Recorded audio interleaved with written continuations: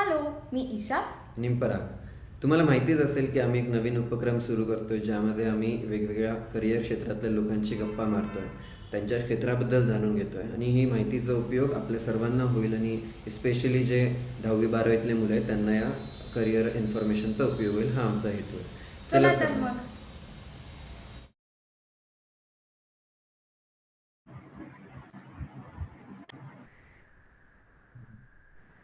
तर नमस्कार मित्रांनो, आज आपल्यासोबत सानिका जॉईन झाली आपल्या करिअर गप्पा या कार्यक्रमात. तर सानिकाची थोडक्यात ओळख अशी की ती सीए आहे आणि ती आपल्याला सीए या करिअर स्ट्रीम बद्दल सांगणार आहे बरेच काही. आणि ती आता सध्या करंटली सीए ती पास झाली आणि ती एक वर्किंग प्रोफेशनल पण आहे फायनान्स फील्डमध्ये. तर सानिका, तुझी थोडक्यात ओळख तू करून देतेस का, की तुझं एज्युकेशन इन जनरल आणि आता तुझं करंट प्रोफेशन, कुठे काम करते किंवा बेसिक माहिती तुझी. नक्की पराग. हाय, मी सानिका करंबेळकर. मी CA पास केलं 2018 मध्ये आणि आता मी ग्रँड थॉर्टनमध्ये व्हॅल्युएशन्स डिव्हिजनमध्ये असिस्टंट मॅनेजर म्हणून काम करते. माझा वर्क एक्सपिरियन्स म्हणायचा झाला तर आता साधारण 4-4.5 वर्ष पोस्ट क्वालिफिकेशनचा वर्क एक्सपिरियन्स आहे. आणि व्हॅल्युएशन फील्ड म्हणलं तर बेसिकली दोन कंपनीज ज्यावेळी मर्ज होतात किंवा कुठल्या एका कंपनीला दुसऱ्या कंपनीला टेक ओव्हर करायचं असेल किंवा आत्ताच्या लेटेस्ट ट्रेंड्समध्ये म्हणलं तर स्टार्टअपचे जे व्हॅल्युएशन होतात, सो त्या सगळ्या प्रोसेसमध्ये तो आकडा की ह्या पर्टिक्युलर कंपनीची किती व्हॅल्यू आहे ह्याचं काम बेसिकली माझ्या डिपार्टमेंटमध्ये होतं. Okay okay. सो छान, ही म्हणजे माझी ब्रीफ माहिती. Got it got it. तर छान, म्हणजे सुरुवात केलीस तू. तर मोस्टली आपण म्हणजे तुझा हा जॉब व्हॅल्युएशन स्पेसिफिक आहे, राईट? पण सीए नंतर बऱ्याच प्रोफाईल्स मध्ये जाता येत असेल, राईट? तर आधी आपण सीए बद्दल थोडं माहिती करून घेऊया की सीए म्हणजे जनरली काय करतो. हा म्हणजे जो कोणी सीए आपण म्हणतो की हा व्यक्ती सीए, तर त्याचं प्रायमरी एक बेसिक काय करतो तो किंवा ती व्यक्ती. सो सो सीए असं म्हणलं की नेहमी फायनान्स आणि नंबर्स किंवा आकडेमोडी करणारा असा माणूस असं म्हणलं जातं, जे टू अ सर्टन एक्सटेंट खरं आहे. बेसिकली आम्ही टॅक्स मध्ये जास्ती आणि अकाउंट्स मध्ये जास्ती काय म्हणतात सीए लोकांचा फील्डमध्ये या स्पेसिफिकली दिसतं. आणि ऑडिट हे एक तिसरं फील्ड आहे ज्याच्यामध्ये युजली सीए लोकांचा जास्ती काय म्हणतात जास्ती लोक आपल्याला या फील्डमध्ये दिसतात. सो बेसिकली सीए म्हणजे जो माणूस अकाउंट्स किंवा फायनान्स जे असतात कंपनीचे, म्हणजे बेसिकली प्रॉफिट किती केलंय कंपनीनी, कंपनीनी यावर्षी रेव्हेन्यू किती जनरेट केलाय, ह्याचं अकाउंटिंग जे होतं बेसिकली इझी लँग्वेज मध्ये म्हणायचं झालं तर एक रेकॉर्ड मेंटेन जो होतो फायनान्स किंवा आकडेवारीचा, तर तो सीए हा ते अकाउंट्स बनवतो. किंवा सेकंडली आपण बघितलं तर गव्हर्नमेंटला आपण टॅक्स पे करतो. आता जीएसटी असो नाहीतर आपला इन्कम टॅक्स असो, तर ह्या इन्कम टॅक्स किंवा जीएसटीचं कॅल्क्युलेशन जे असतं किंवा त्याच्यासाठी सर्टिफिकेट लागतं, गव्हर्नमेंटला असं लागतं सांगायला की हे हे हे जे केलंय किंवा हा हा टॅक्स जो आलाय हा बरोबर आहे. तर ह्याचं सर्टिफिकेशनचं काम जो आहे तो सीए करतो. तो हे झालं टॅक्स मधलं. अकाउंट झालं, टॅक्स झालं आणि तिसरा महत्वाचा म्हणजे ऑडिट. कुठल्याही कंपनीचा किंवा पार्टनरशिप कंपनी असेल छोटी कुठल्याही, ज्याचा कोणाचा धंदा असेल, त्याला बेसिकली ऑडिट हा एक प्रकार गव्हर्नमेंटनी फायनल केला. म्हणजे बेसिकली हे जे तुम्ही करताय, हे जे अकाउंट जे दिसतात तुमच्या बुक्समध्ये जे आहेत, ते खरे आहेत का नाही, त्याच्यावरती विश्वास ठेवायचा का नाही आम जनतेनी, हे आम्ही सर्टिफाय करतो. ह्याच्यावरती सीएचा शिक्का किंवा सीएची सही जे आपण नेहमी ऐकतो, सीएचा शिक्का लागलाय किंवा सीएची सही झाली, तर ते म्हणजे बेसिकली ऑडिट, की हे जे अकाउंट्स किंवा हे जे नंबर येत आहेत हे सगळे बरोबर आहेत आणि आम्ही ते चेक केलेत आणि आम्हाला विश्वास आहे हे जे नंबर्स सांगितलेत, हे बेसिकली ऑडिट काम असतं आणि त्याच्यामध्ये चेकिंग होतं बेसिकली. ओके. हा, तर सो म्हणजे हे 3 महत्व. बरोबर. 3 ब्रॉड तू स्ट्रीम सांगितले की सीए झाल्यानंतर या म्हणजे एक टॅक्स, दुसरं अकाउंटिंग आणि तिसरं ऑडिटिंग. करेक्ट. तर या अजून एक लेवल डीप मध्ये जाऊन तू असं डिटेल मध्ये सांगशील का की तुझं म्हणजे समजा तू ऑडिट टीम्स मध्ये आहे किंवा प्रत्येक टीम मध्ये त्या जो सीए असेल त्याचं डे टू डे लाईफ कसं असतं. म्हणजे समजा if you are in tax, म्हणजे of course non in a very simple terms, सोप्या भाषेत. करेक्ट. सो परागने ऍक्च्युली हे 3 फील्ड झाले. बट जर काय म्हणतात ना, जर तुम्ही पुढे जाऊन करिअर तुम्हाला करायचं असेल किंवा हे, तर युजली 2 प्रकारात 3 प्रकारात म्हणता येईल ऍक्च्युली. एक म्हणजे स्वतःचा चार्टर्ड अकाउंटन्सीची स्वतःची फर्म काढली तर. दुसरा म्हणजे कन्सल्टन्सी म्हणतो आम्ही ज्याला. कन्सल्टन्सीमध्ये टॅक्स कन्सल्टन्सी येते, ऑडिट कन्सल्टन्सी येते, अकाउंट कन्सल्टन्सी येते. आणि तिसरा प्रकार म्हणजे इंडस्ट्रीमध्ये माणूस गेला. इंडस्ट्री म्हणजे बेसिकली अकाउंट्स किंवा फायनान्स डिपार्टमेंट मोठ्या मोठ्या कंपनीजचं जे हँडल करतात. से फॉर एक्झाम्पल रिलायन्स असो किंवा टीसीएस असो. तर इंडस्ट्रीमध्ये जाणं म्हणजे बेसिकली रिलायन्स किंवा टीसीएस किंवा अशा कंपनीजच्या अकाउंट्स डिपार्टमेंटमध्ये जाऊन त्यांचं अकाउंटिंगचं काम करणं. सो ह्या 3 फील्ड्समध्ये जर मी ते डिवाइड केलं, तर पार्टनरशिप मध्ये बेसिकली स्वतःची फर्म असते, त्याच्यामध्ये जीएसटी टॅक्स रिटर्न्स किंवा प्रोव्हिडंट फंड टॅक्स रिटर्न्स किंवा इन्कम टॅक्स रिटर्न्स हे होतं. कन्सल्टन्सीमध्ये जर तू म्हणलास तर ऑडिट किंवा इवन ऑडिट अश्युरन्स येतं किंवा इवन व्हॅल्युएशन जे मी करते ते पण कन्सल्टन्सीच्या अंडर येतं. किंवा टॅक्समध्ये सुद्धा ओपिनियन्स जे घेतात इन्कम टॅक्सचे आपल्या हायकोर्ट किंवा सुप्रीम कोर्टसाठी ते ह्याच्यामध्ये येतात. आणि इंडस्ट्री म्हणलं तर मी म्हणलं तसं अकाउंटिंगचं येतं. आता तुझा प्रश्न असा होता की ह्याच्यामध्ये आम्ही काय करतो day to day life. Life मध्ये एक्झॅक्टली काय करतात की कोणाशी करेक्ट. तर कोलॅबरेट करतात किंवा कोणते टूल वापरतात किंवा काही नंबर अनालिसिस, या टर्म्स मध्ये काय डे तुम्ही करतात. Correct correct correct. सो जर आपण कन्सल्टन्सीमध्ये म्हणलं तर डे टू डे लाईफमध्ये बेसिकली आम्ही क्लायंट बरोबर डील करतो. क्लायंटची जी अकाउंट्सची टीम असेल त्यांच्याबरोबर कोऑर्डिनेट करून डेटा घेतो. त्याच्यावरती आमचा स्वतःचा अनालिसिस होतात. मग पार्टनर्सचे रिव्ह्यू होतात आणि मग फायनली ही सगळी प्रोसेस होऊन डॉक्युमेंटेशन होतं की जर पुढे फ्युचरमध्ये जर काही कारणाने सेबीनी किंवा हे जे स्टॅट्युटरी बॉडीज आहेत त्यांनी जर काही प्रश्न विचारला तर आमच्याकडे डॉक्युमेंटेशन फायनली सायनिंग ऑफ होतं. तर डे टू डे लाईफ मध्ये म्हणलं तर ह्याच्यात सीझन्स असतात. बेसिकली टॅक्सचा सीझन असतो, ऑडिटचा सीझन असतो. Audit usually March, I mean year end 31 March नंतर ऑडिटचा सीझन असतो किंवा एव्हरी क्वार्टर पण सीझन असतो डिपेंडिंग ऑन जर तुझी कंपनी लिस्टेड असेल तर. टॅक्सचा युजली जून जुलै मध्ये इंडिव्हिज्युअल टॅक्स रिटर्न्सचा सीझन असतो आणि सप्टेंबर ऑक्टोबर मध्ये बघितलं तर कंपनीजचा सीझन असतो. सो सीझनच्या हिशोबाने ऍक्च्युली डेली माझं जे वर्क शेड्यूल आहे ना ते खूप डिफर करतं. जर ऑफ सीझन असेल तर युजली 10 to 7 किंवा अशा ह्याच्यामध्ये ते क्लोज होऊन जातो. Dealing with client, getting data आणि all of the process that is it. पण जर सीझन असेल तर युजली खूप वेळा असं होतं की एंडच्या डेज मध्ये ज्यावेळी कम्प्लीट करायचं असतं असाइनमेंट, त्यावेळी आमचं डे टू डे हे शेड्यूल खूप स्ट्रेच होतं आणि मग टू बी व्हेरी ऑनेस्ट काही असं लिमिट नसतं त्याला की 10 ते 7 मध्ये म्हणजे 7 वाजता बंद केलं असं होत नाही. कारण एक प्लस पॉईंट किंवा नेगेटिव्ह पॉईंट दोन्ही म्हणू शकतोस तू ह्याच्यामध्ये की क्लायंट फेसिंग जॉब आहे. त्यामुळे क्लायंटला उत्तर द्यायला लागल्यामुळे क्लायंटला जसं हवं तसं क्लायंट सर्व्हिस इंडस्ट्री आहे. तुम्ही असं नाही म्हणू शकत की आम्ही 10 ते 6 केलं, आमचे ऑफिसर संपले, इट्स डन, असं नाही होत. सो तुझं आन्सर मी एकदम सब्जेक्टिव्हली देते तुझ्या प्रश्नाचं की it will depend on the seasons that we are going through. Okay. तर माझा पुढचा प्रश्न आहे की समजा माझी एक कंपनीने मला एक सीए हायर करायचा आहे for any purpose, counting, audit. तर what is a good CA, म्हणजे त्याच्या काय स्किल्स, काय जरा टॉप 3 स्किल्स किंवा टॉप 3 कॅरेक्टरिस्टिक काय असतात एका good सीएच्या.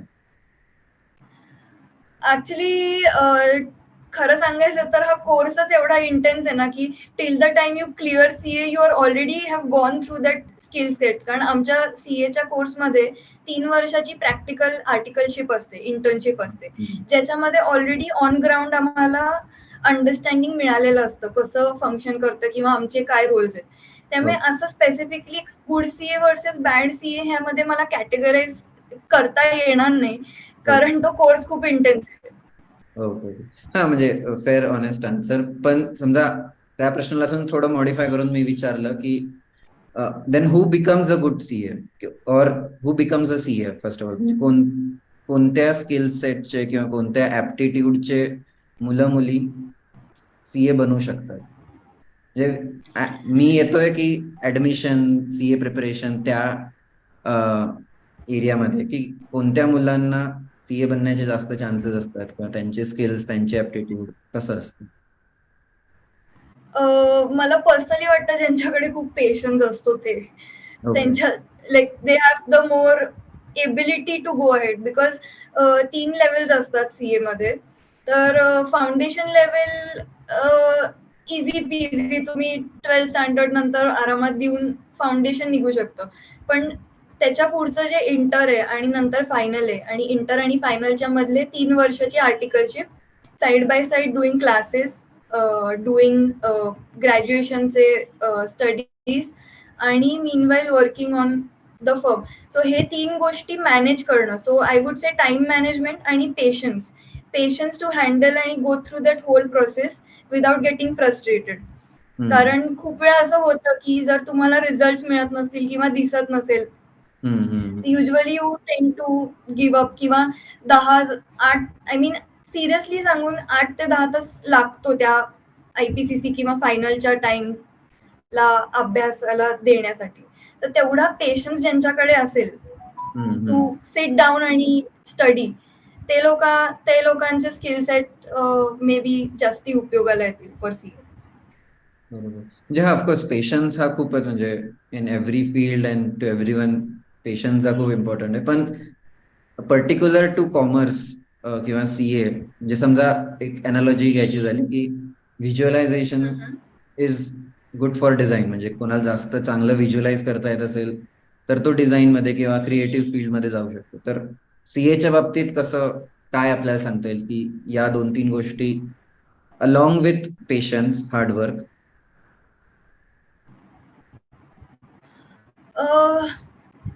I think if you like numbers then this field is for you, असं मग मला म्हणता येईल. कारण स्पेसिफिकली तू विचारशील की डिझाईन साठी व्हिज्युअलायझेशन लागतं, किंवा I am not relief sure की सीए साठी असं काही स्पेसिफिक स्किल सेट आहे. Okay. I would say if you enjoy numbers, किंवा इफ यू, या आय मीन जर तुमचं बॅकग्राऊंड बिझनेस बॅकग्राऊंड असेल घरचं, जिथे तुमच्या घरी येऊन सारखे नंबर्स डिस्कस होतात, एवढं प्रॉफिट झालं, एवढा लॉस झाला किंवा असं, तर may be that might help you okay. Because you are interested in that. So yeah. हा म्हणजे तुझं म्हणायचं की नंबर बरोबर फॅमिलॅरिटी किंवा कम्फर्ट असणं अनालिसिस बद्दल. Analysis, yes yes, correct. Okay okay. म्हणजे तुझ्या जॉबशी मी परत येऊ इच्छितो की तुझ्या जॉब मधला सगळ्यात असा चॅलेंजिंग किंवा इंटरेस्टिंग पार्ट कुठला सांगू शकतील की ज्याबद्दल तू असं प्राऊड फील करते. सो चॅलेंजिंग म्हणलं तर खूप कमी एज मध्ये I am dealing with clients. Clients जे मे बी एक्सपिरियन्स्ड आहेत, ऑलरेडी 15-20 इयर्सचा वर्क एक्सपिरियन्स आहे, आणि getting to know their side की हे व्हॅल्युएशन मध्ये हे आमच्यासाठी, आम्ही हा बिझनेस अशा पद्धतीने बघतो आणि त्यामुळे आमच्या बिझनेसला एवढी व्हॅल्यू मिळायला हवी. हे हम्म. एक क्लायंट कडनं जे अंडरस्टँडिंग मिळतं ना, हे खूप वेगळं असतं. हे मे बी बाकी I don't know, client facing jobs मध्ये युजली क्लायंट्स बरोबर डीलिंग करतो त्यावेळी खूप साऱ्या नवीन नवीन गोष्टी कळतात.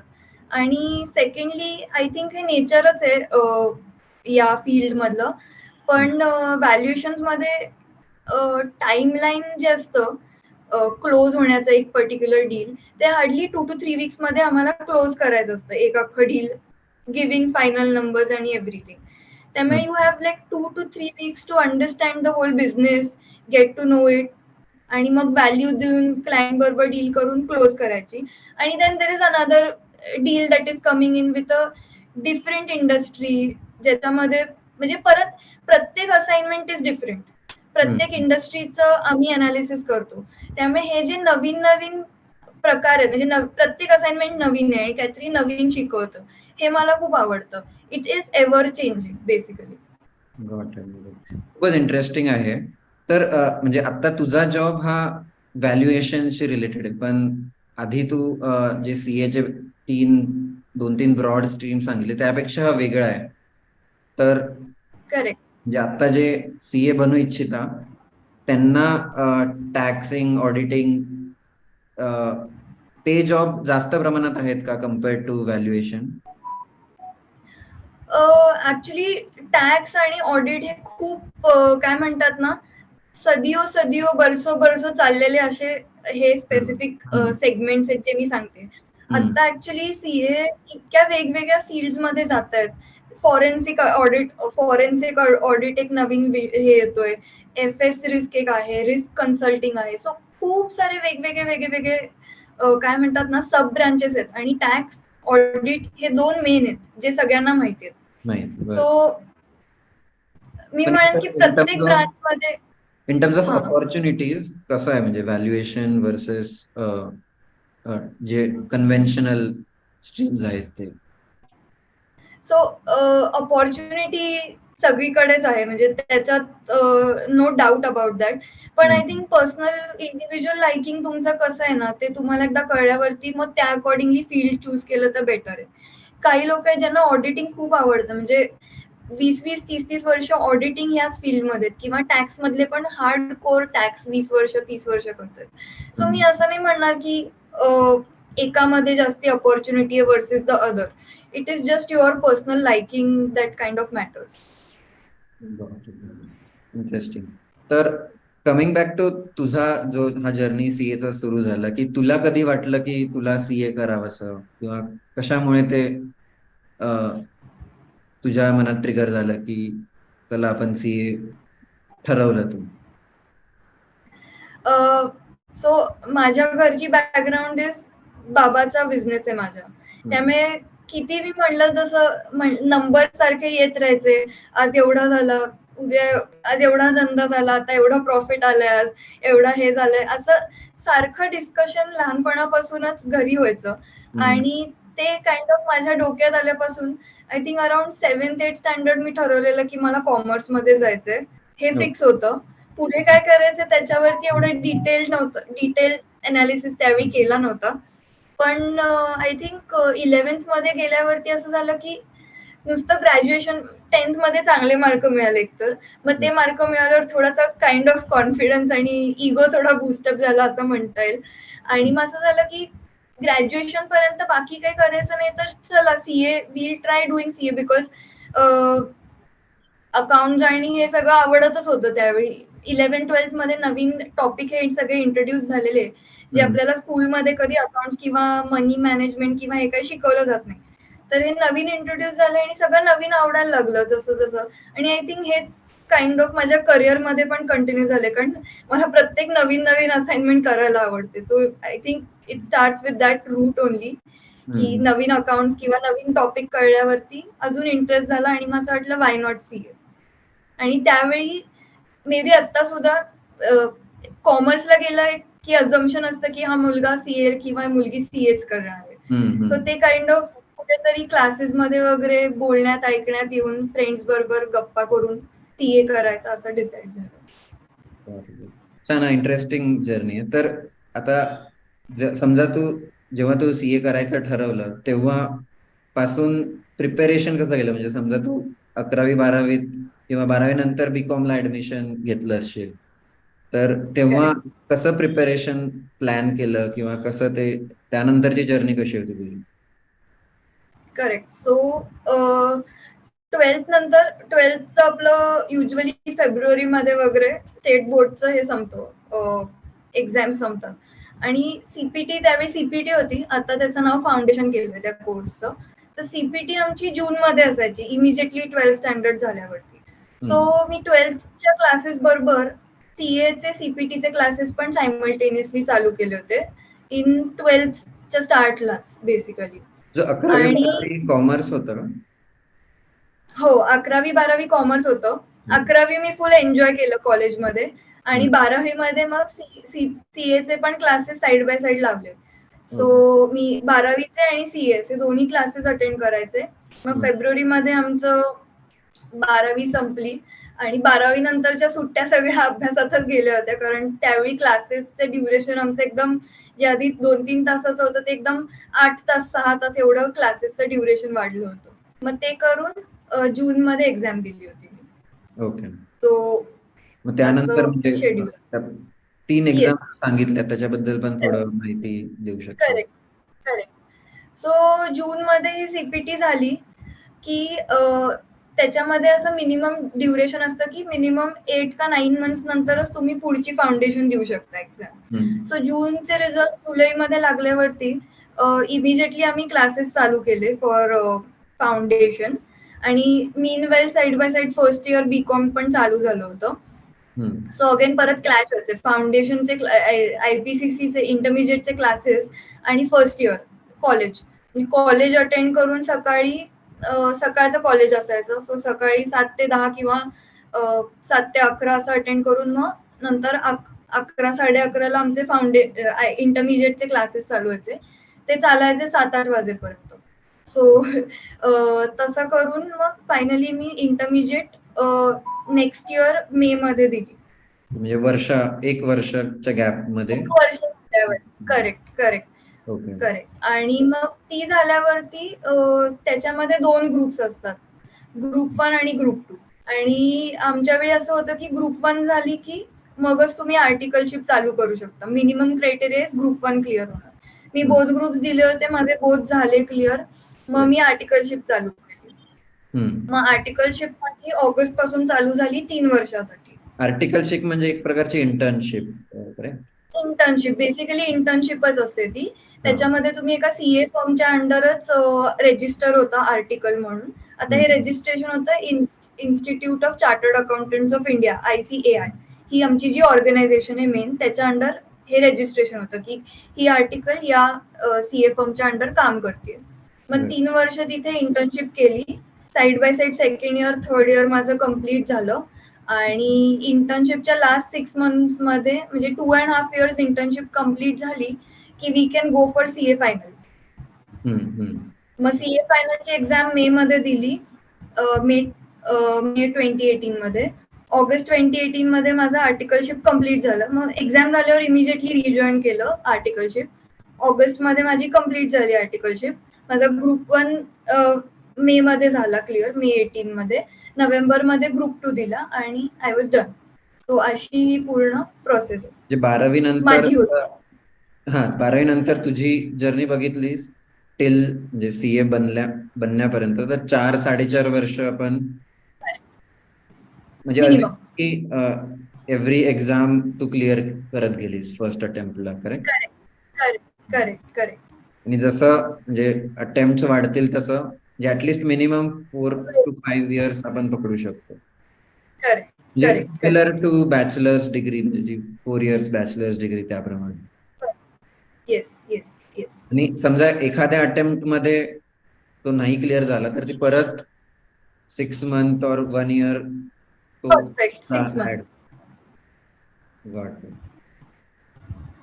तर म्हणजे 11वी-12वीतल्या मुलांना, म्हणजे ज्यांना आता समजा एक कोणी 10वी झालाय, तर हाऊ डू दे डिसाइड, म्हणजे त्यांना डिसिजन की कॉमर्स मध्ये किंवा सीए मध्ये स्पेसिफिकली कसं त्यांनी ठरवावं की त्यांनी यायचं की नाही यायचं, आणि काय चॅलेंजेस किंवा कसं प्रिपरेशन करता येईल त्यांना. बेसिकली फर्स्ट की यायचं की नाही हे त्यांनी कसं स्वतःला ठरवून द्यायचं.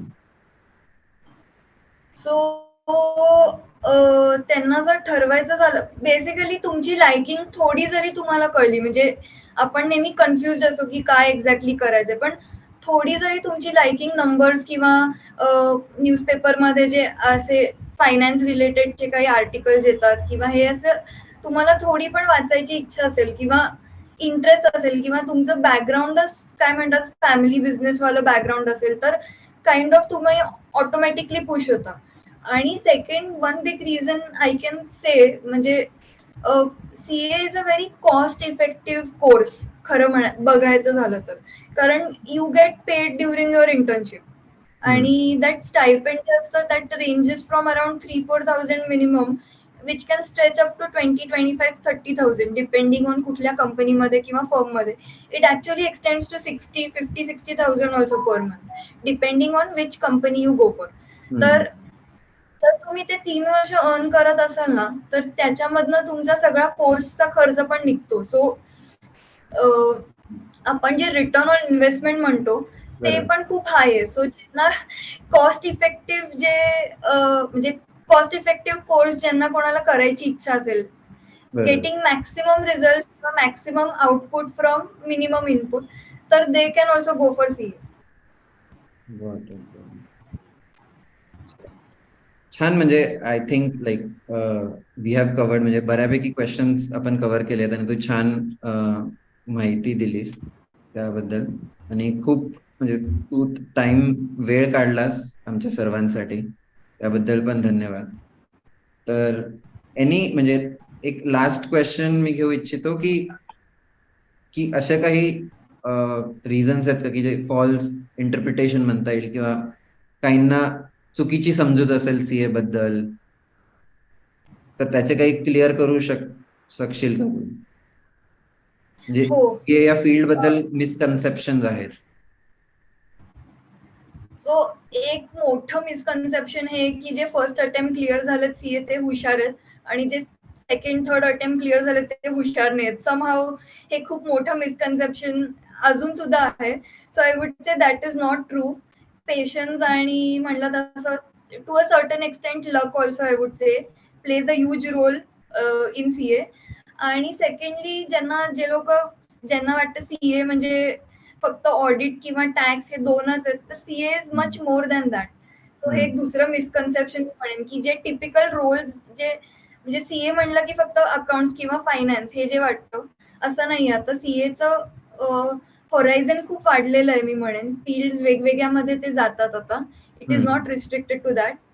So those two I would say are big myths in for CA people. म्हणजे जसं जग बदलतंय, टेक्नॉलॉजी टेक्नॉलॉजी बदलते, वेगवेगळे फील्ड ओपन होत आहेत, तसं सीए ला अजून अपॉर्च्युनिटी मिळत आहे, असं असं तुला म्हणायचंय का? Correct, correct, correct. Great, great. तर जस्ट सगळ्यांसाठी डिस्क्लेमर की सानिकाचा जो प्रवास आहे हा तिचा युनिक प्रवास आहे, तर त्यातल्या सगळ्याच गोष्टी आपल्याला ऍप्लिकेबल होतीलच असं नाही. पण हा एक्सपिरियन्स खूप बऱ्यापैकी आयडिया देईल लोकांना की सीए एक्झॅक्टली काय असतं आणि ओव्हरऑल त्याच्या स्टेप्स काय असतात. तर once again thank you for explaining, हे छान पद्धतीने समजवल्याबद्दल आणि तुझ्या वेळेबद्दल. थँक्यू. Thank you.